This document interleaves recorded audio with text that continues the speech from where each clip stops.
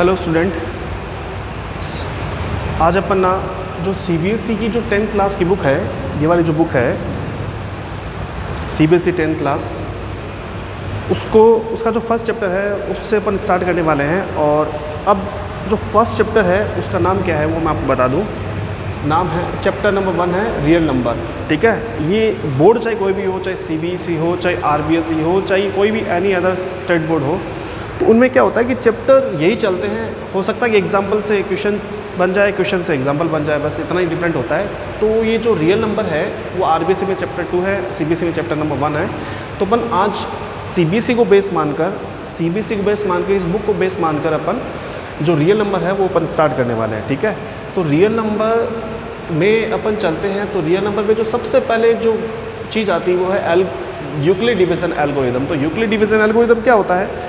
ये कोई बहुत बड़ी चीज़ नहीं होती। यूक्लिड डिवीज़न एल्गोरिदम नाम से लग रहा है कि पता नहीं कितनी बड़ी तोप हो गई है, लेकिन ऐसा कुछ नहीं है।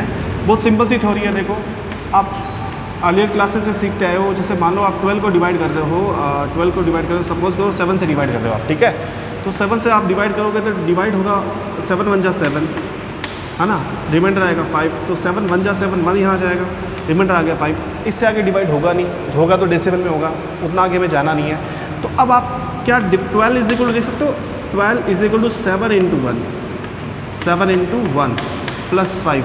आप इस डिवाइड को ऐसे रिप्रेजेंट कर सकते हो ना वापस वेरिफिकेशन के लिए, है ना। तो ये जो चीज़ होती है ना, उसी को बोलते हैं यूक्लिड डिवीज़न एल्गोरिदम या फिर यूक्लिड डिवीज़न लेमा। ठीक है, तो यूक्लिड डिवीज़न एल्गोरिदम क्या होता है, यूक्लिड डिवीज़न लेमा क्या होता है, यही चीज़ होती है। ठीक है, अब आपका जो फर्स्ट चैप्टर है, फर्स्ट चैप्टर में इसको कैसे रिप्रेजेंट किया है, इसको ऐसे रिप्रेजेंट किया है कि जैसे कोई पॉजिटिव इंटीजर a है और उसको डिवाइड करें अपन b से। तो जब a को b से डिवाइड करेंगे तो जो क्वेश्चन आएगा उसको अपन q लेट कर लेते हैं, और जो रिमाइंडर आएगा उसको अपन कर लेते हैं लेट r। ठीक है, तो इसको फिर अपन कैसे रिप्रेजेंट करेंगे, a equals to b into q यानी bq प्लस r। तो ये जो वैल्यू है इसी को अपन क्या बोलते हैं, यूक्लिड डिवीज़न एल्गोरिदम या फिर यूक्लिड डिवीज़न लेमा।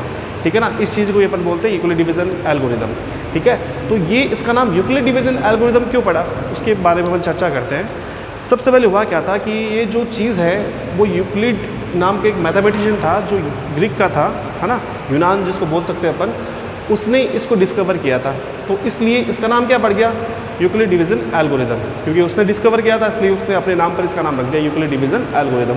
बहुत सिंपल सी बात है, अपन जानते हैं ये सारी बातें। ठीक है, चलिए अब यही जो चीज़ है यूक्लिड डिवीज़न एल्गोरिदम वो आपका सीबीएसई में जो सेकंड चैप्टर है पॉलिनोमियल, उसके अंदर भी आने वाली है। उसमें कैसे आएगी, उसमें आएगी कोई पॉलिनोमियल है px, उसको आप किसी दूसरे पॉलिनोमियल से डिवाइड करते हो जिसका नाम gx है, और जो क्वेश्चन आएगा उसको अपन qx बोलेंगे, और जो रिमाइंडर आएगा उसको अपन rx बोलेंगे। तो उसको आप क्या लिखोगे, आप इसको लिखोगे यूक्लिड डिवीज़न एल्गोरिदम के फॉर्म में। आप क्या लिखोगे, px इज इक्वल टू लिखोगे gx into qx, gx into qx plus rx।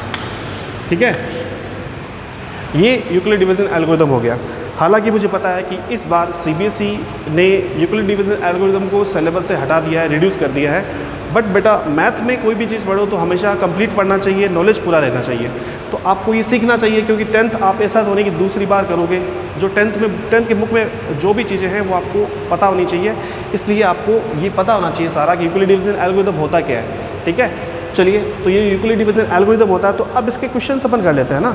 Euclid division algorithm का यूज़ करते हुए क्या फाइंड करना है, HCF फाइंड करना है। ठीक है, तो HCF कैसे फाइंड करते हैं वो देखिए। यूक्लिड डिवीज़न एल्गोरिदम का यूज़ करते हुए अपन HCF कैसे फाइंड करेंगे वो मैं आपको सिखा रहा हूँ। तो आपको देखना, अपन स्टार्ट कर रहे हैं 1.1। आपकी जो एक्सरसाइज 1.1 है वो अपन स्टार्ट करने वाले हैं। उसका जो फर्स्ट क्वेश्चन है ना, क्वेश्चन नंबर 1, उसमें गिवन है use Euclid division algorithm to find HCF।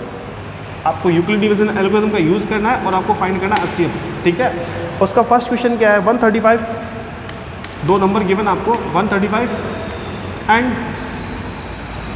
225, 225, ये आपका क्वेश्चन है। ठीक है, अब आपको यूक्लिड डिवीज़न एल्गोरिदम का यूज़ करते हुए आपको इस क्वेश्चन का आंसर निकालना है, HCF फाइंड करना है। कैसे फाइंड करेंगे बेटा, सॉल्यूशन स्टार्ट करते हैं। सॉल्यूशन में सबसे पहले देखना है कि इन दोनों में से ग्रेटर नंबर कौन सा है। ग्रेटर नंबर 225 है 135 से, जो बड़ा नंबर है ना उसको क्या करेंगे अपन, उसको डिवाइड करेंगे। किससे डिवाइड करेंगे, जो छोटा वाला नंबर है, यानी 225 को डिवाइड करना है 135 से। चलिए अपन डिवाइड करते हैं। जैसे आप 135 से 225 को डिवाइड करोगे ना, डिवाइड हो जाएगा 1 टाइम,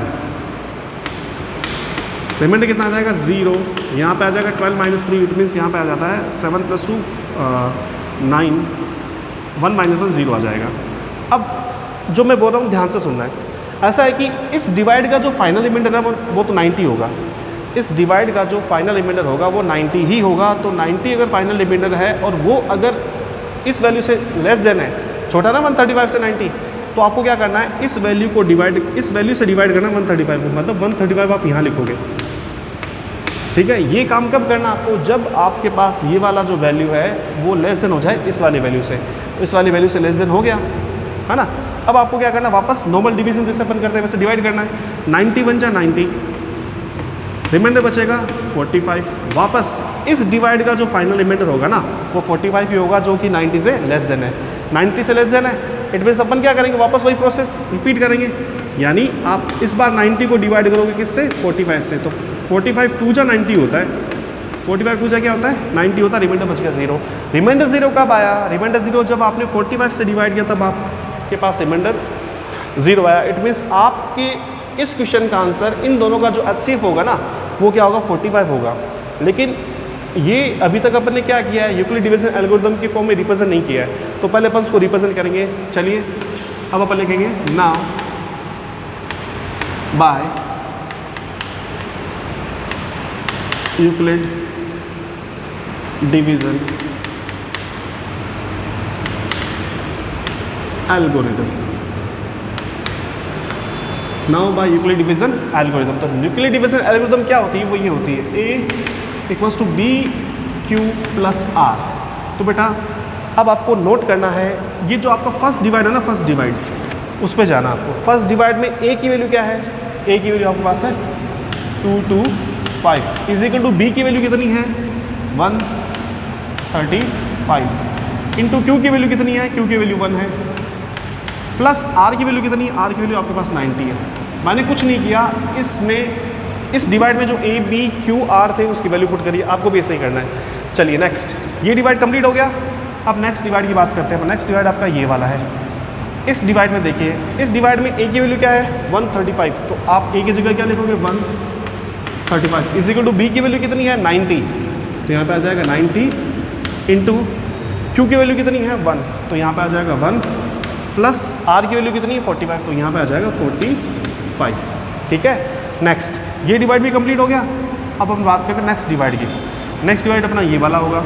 इसमें देखिए A की वैल्यू क्या आपके पास 90, B की वैल्यू कितनी है 45 इंटू Q की वैल्यू कितनी है 2, प्लस R की वैल्यू कितनी है 0। बेटा 0 कब आया, जब आपने 45 से डिवाइड किया तब आया ना।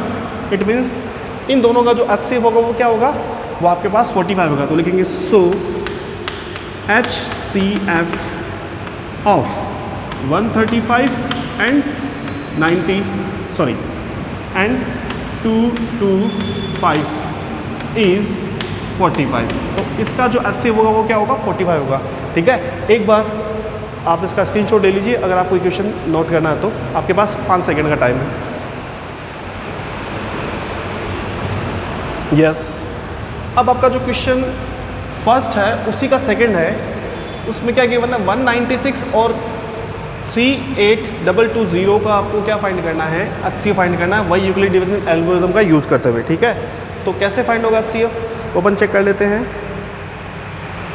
चलिए, तो वापस वही बात, ये वाला नंबर बड़ा है इससे, तो ये 38,220 जो है वो लेस ग्रेटर देन है 196 से, तो इसको डिवाइड करेंगे इससे। चलो डिवाइड करते हैं। पहले डिवाइड होगा 1 टाइम 196, माइनस करेंगे तो कितना हो जाएगा 12 माइनस 6 हो जाता है आपके पास 6, 7 यानी 17 माइनस 9 होगा तो कितना हो जाएगा 1 और ये 8 आ जाएगा।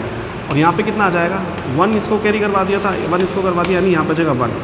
नेक्स्ट डिजिट अपन लेंगे 2। अब ये डिवाइड होगा ये होगा डिवाइड 9 टाइम। ठीक है, 9 को इससे मल्टीप्लाई करेंगे, देखो मल्टीप्लाई यहाँ पे किया हुआ है। 196 को जब आप 9 से मल्टीप्लाई करोगे ना तो आपके पास आंसर आएगा 1764।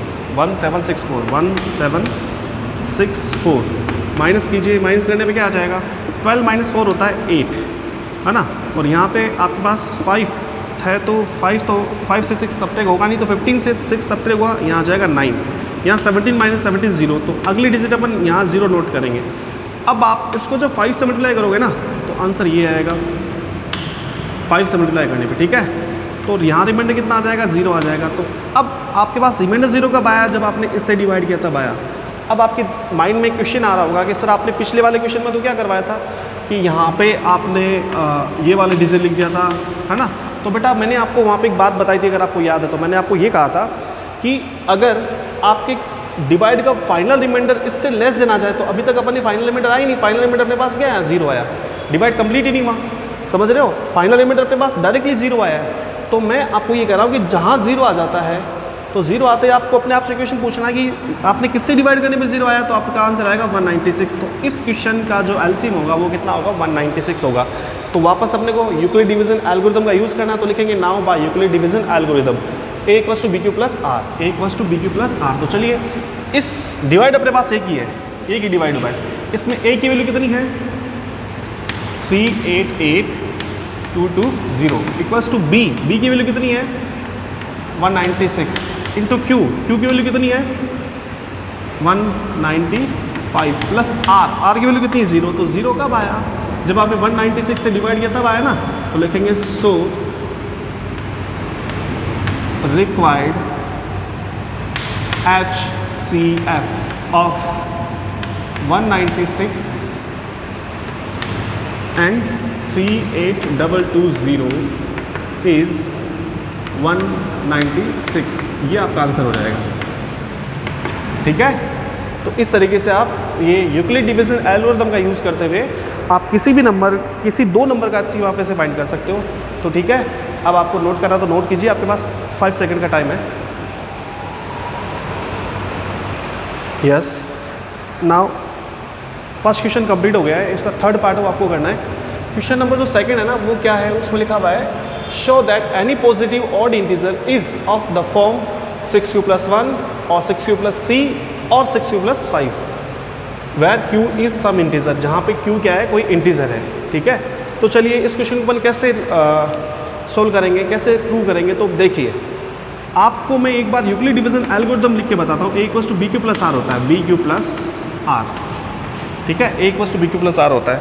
तो यहाँ पर यहाँ हमेशा b की वैल्यू होती है, ये q होता है और ये r होता है, ठीक है। तो आप इस क्वेश्चन में अगर देखते हो तो देखो bq + r की फॉर्म नजर नहीं आती क्या आपको, bq + r, bq + r, bq + r, bq + r, bq + r, bq + r, मुझे वही फॉर्म लग रही है यहाँ पे। तो वही फॉर्म लग रही है, तो आप देख रहे हो कि यहाँ r की वैल्यू तो चेंज हो रही है 1, 3 और 5, बट b की वैल्यू चेंज नहीं हो रही। इट मीन्स b यहाँ पर 6 है, b की वैल्यू यहाँ पे कितनी होगी, 6 होगी। तो क्यों ना अपन इस डिवाइड को ऐसे करें, कोई पॉजिटिव इंटीजर अपन a लेट करते हैं, कोई पॉजिटिव इंटीजर लेट करें अपन, कोई पॉजिटिव इंटीजर a है उसको अपन 6 से डिवाइड करेंगे ना, तो जो क्वेश्चन आएगा उसको अपन q लेट कर लेते हैं, जो रिमाइंडर आया उसको अपन r लेट कर लेते हैं। किसी पॉजिटिव इंटीजर को अपन 6 से डिवाइड करेंगे तो क्वेश्चन जो आएगा उसको q लेट कर लेते हैं, जो रिमाइंडर आएगा उसको अपन r लेट कर लेंगे, ठीक है। यही बात हमें लैंग्वेज में लिखनी होगी, ठीक है। तो ये बात अपन क्या लिखेंगे, चलिए ये मैं लिख के बता रहा हूँ आपको, ये लिख देते हैं let any positive integer a is divided by 6, then we get q as a quotient, q as a quotient and r as a remainder, ठीक है। q क्वेश्चन के रूप में और r रिमाइंडर के रूप में अपन फाइंड कर लेते हैं, ठीक है। अपन ये गेट करते हैं। अब देखो ये आपके पास में हो जाता है, जो अपन ने लेट किया तो बता दिया। अब अपन लिखेंगे now by Euclid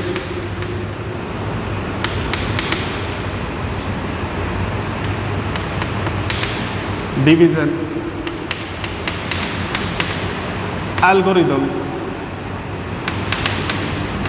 Euclid division algorithm. तो यूक्लिड डिवीजन एल्गोरिदम क्या कहता है? वो कहता है अगर पॉजिटिव इंटीजर a था उसको आपने 6 से डिवाइड किया था और क्वेश्चन क्यू आया था तो आप लिखोगे 6q और रिमाइंडर आ रहा है तो आप लिखोगे a = 6q + r।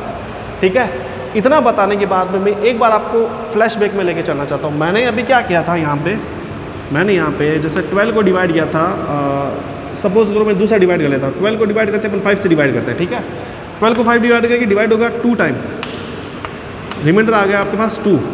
तो यहाँ पर रिमाइंडर 0 भी आ सकता था। रिमाइंडर क्या आ सकता था? 0। कैसे आता? कब आता? जब यहाँ पे 10 होता ना तो 10 - 10 रिमाइंडर 0 आ जाता। ठीक है, यानी रिमाइंडर की वैल्यू 0 हो सकती है यहाँ पे। यहाँ रिमाइंडर 1 भी आ सकता था। कब? जब यहाँ पे 11 होता तो रिमाइंडर कितना आ जाता है? यहाँ पे 1 आ जाता। ठीक है, यहाँ पे रिमाइंडर 2 भी आ सकता था। जब 12 होता तो यहाँ रिमाइंडर 2 आ जाता। यहाँ रिमाइंडर 3 भी आ सकता था। जब 3 आपको पता है कैसे आता था, है ना। ऐसे ही 4 भी रिमाइंडर आ सकता था। क्या ऐसे ही 5 भी रिमाइंडर आ सकता था? नहीं, 5 रिमाइंडर नहीं आ सकता। रिमाइंडर सिर्फ इतना ही आ सकते थे। अगर b की वैल्यू 5 है तो रिमाइंडर 0 हो सकता है, 1 हो सकता है, 2 हो सकता है, 3 हो सकता है, 4 हो सकता है। इससे ज़्यादा रिमाइंडर नहीं हो सकता। ठीक है, तो मैं आपको यहाँ पे ये समझाना चाह रहा हूँ कि r जो होता है ना, r ये जो रिमाइंडर होता है, ये r होता है, वो हमेशा b से क्या होता है? लेस देन होता है। ये बड़ा होता है ना, b हमेशा बड़ा होगा r से। ठीक है ना तो इक्वल होगा ना ही ग्रेटर देन होगा r हमेशा b से लेस देन ही होगा। ठीक है, तो अपने क्वेश्चन में रिमाइंडर की वैल्यू क्या क्या हो सकती है आपको एक बार चेक करना है। आप 6 से डिवाइड कर रहे हो तो रिमाइंडर की वैल्यू क्या हो सकती है? रिमाइंडर की वैल्यू आपके क्वेश्चन में हो सकती है 0 हो सकती है, 1 हो सकती है, 2 हो सकती है, 3 हो सकती है, 4 हो सकती है एंड 5 4 हो सकती है। ना तो 6 हो सकती है ना मोर देन 6 हो सकता है। ठीक है ना, मोर देन 6 ये वाली वैल्यू r की नहीं हो सकती है क्योंकि r हमेशा b से लेस देन होता है। तो यहाँ अपन क्या करने वाले हैं? यहाँ पर अपन अब r की वैल्यू पुट करने वाले हैं। ठीक है, इसको मैं इक्वेशन नंबर 1 डाल देता हूँ और यहाँ लिखते हैं now put r = 0 1 2 3 4 and 5 in equation 1। चलो पुट करते हैं, क्या हो जाएगा? a = हो जाएगा, देखो आप यहाँ पे 0 पुट करोगे ना, 6q + 0 तो 6q + 0 क्या होता है? 6q होता है। तो यहाँ मैंने 0 पुट कर दिया है। फिर मैं पुट कर रहा हूँ 1 तो यहाँ पे क्या आ जाएगा? 6q + 1। फिर यहाँ मैं पुट कर रहा हूँ 2 तो 6q + 2। अब मैं पुट कर रहा हूँ 6q + 3।